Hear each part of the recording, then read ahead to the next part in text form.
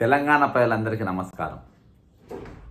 గత 15 రోజులుగా రిటైర్డ్ ఉద్యోగుల యొక్క బకాయిలు వెంటనే చెల్లించాలని అనేక విధాలుగా ఉద్యమాలు చేస్తున్నప్పటికీ ప్రభుత్వం నిమ్మకు నీరెత్తనట్టు వ్యవహరిస్తుంది. చాలామంది హైకోర్టులో కేసు వేసారు.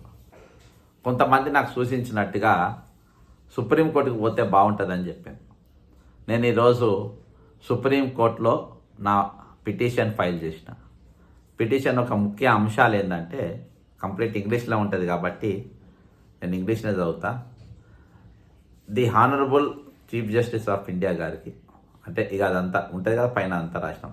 సబ్జెక్ట్ ఏంటంటే, humble petition seeking urgent judicial and humanitarian intervention for release of pending retirement benefits of Telangana government employees and non compliance of Telangana high court orders. వచ్చిన కదా. Respected Honorable Chief Justice, with utmost respect and faith in the Honorable Supreme Court of India, I, Bakka Jedson, a social activist from Telangana, humbly submit this petition on behalf of thousands of retired Telangana employees who are suffering immense hardship due to the inordinate delay in disbursement of their lawful post-retirement benefits, including gratuity, commutation, GPF and leave encashment. Okay, it is deeply in numerous cases these dues have remained unpaid for over a year despite explicit judicial directions issued by the Honorable High Court. It is deeply distressing to bring to your Lordship notice the tragic case of Sri Kundumella Kondaya, Headmaster Primary School, Kondareddipalli, Mahbub Nagar District, who retired on 30/9/2024. He made repeated appeals to the authorities for release of his retirement benefits. Even from his hospital bed, he pleaded through social media for justice, but tragically passed away without receiving his rightful dues. This is not an isolated incident. Many similarly placed retirees have been struggling for survival, deprived of their legitimate benefits even after securing favorable High Court orders, directing the state government to release payments within 10 weeks. Yet, even after more than 25 weeks, there have been no effective compliance. Despite the filing of contempt petition, there is continued administrative apathy, resulting in grave injustice and human suffering. Dispersing 10 to 12 retired employees have already lost their lives. దాదాపు 13 మంది already చనిపోయిందని, 12 మంది already చనిపోయిందని కూడా పిటిషన్లు పేర్కొనడం జరిగింది. Many due to heart-related ailments and lack of access to timely medical care and their retirement funds remain unjustly withheld. Their deaths signify a humanitarian crisis and a constitutional breach and demands the immediate attention of the Honorable Court. Constitution and legal provisions violated. Article 21 violation at the right to life with dignity. State of Kerala VM Padmanabhan Nair 1985. Article 300A pension and gratuity constitute property. Deprivation without authority of law is unconstitutional. Article 41 obligation of the state to provide assistance in cases of old age and sickness. DS Nakara v versus Union of India, AIR 1983 SC 130 pension is not a bounty but a vested right. NHRC guidelines unreasonable delay or denial of pension amounts to a violation of human rights. Prayer. In view of the foregoing facts and circumstances, I utmost respectfully pray that this Honorable Court may graciously be pleased to number 1. Take sumoto cognizance of the inordinate delay in payment of retirement benefits to retired Telangana government employees. Direct the government of Telangana to immediately release all pending retirement benefits in strict compliance with the Honorable Telangana High Court's orders. Initiate appropriate proceedings against officials responsible for non-compliance and contempt of judicial directions.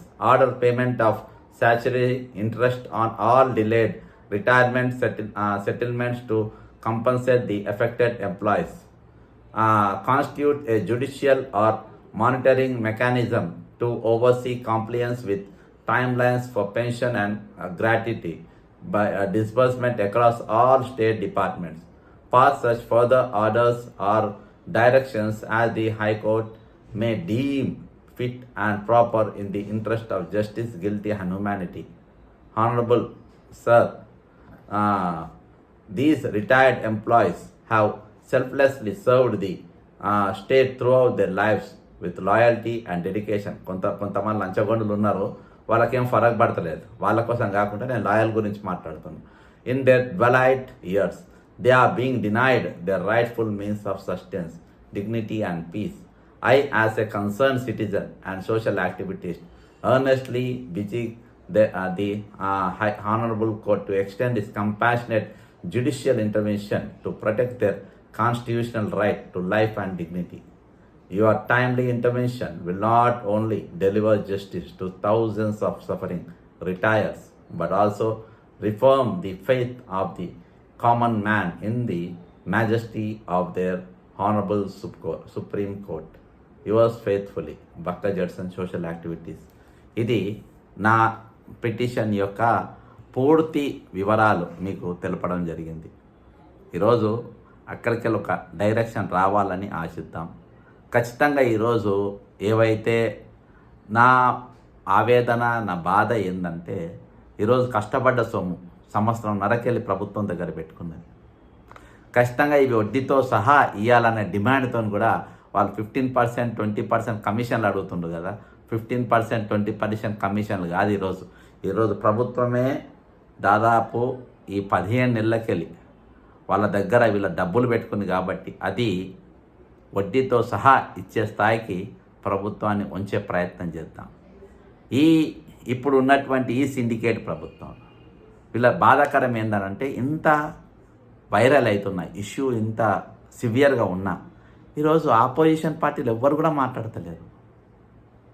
ఎందుకంటే వాళ్ళు దగ్గర ఉన్న retire అయిన ఉద్యోగులకు చాలామంది నౌకర్లు ఇచ్చారు. వాళ్ళు దగ్గర పెట్టుకొని మధ్యవర్తి చేసుకున్న చాలామంది ఈరోజు కరప్ట్ ఫెలోస్ని వాళ్ళు పెట్టుకుంటారు. కాబట్టి నా దగ్గర ఉన్న వాళ్ళందరూ కూడా సేఫ్ ఉన్నారు, నాకు దగ్గర ఉన్న వాళ్ళు సేఫ్ ఉన్నారు.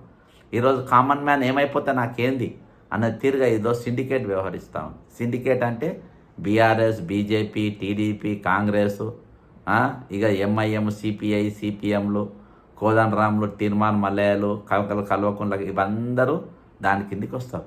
కాబట్టి సిండికేట్ ఈరోజు ఎవ్వరు కూడా మాట్లాడలేని పరిస్థితి, ఎవరు కూడా గొంతెత్తలేని పరిస్థితి, ఎవరు కూడా దీని గురించి ఖండించని పరిస్థితి ఈరోజు నెలకొన్నది రాష్ట్రంలో. ఎందుకు ఇంత నిసిగ్గుగా వ్యవహరిస్తుండ్రో నాకు అర్థమవుతలేదు.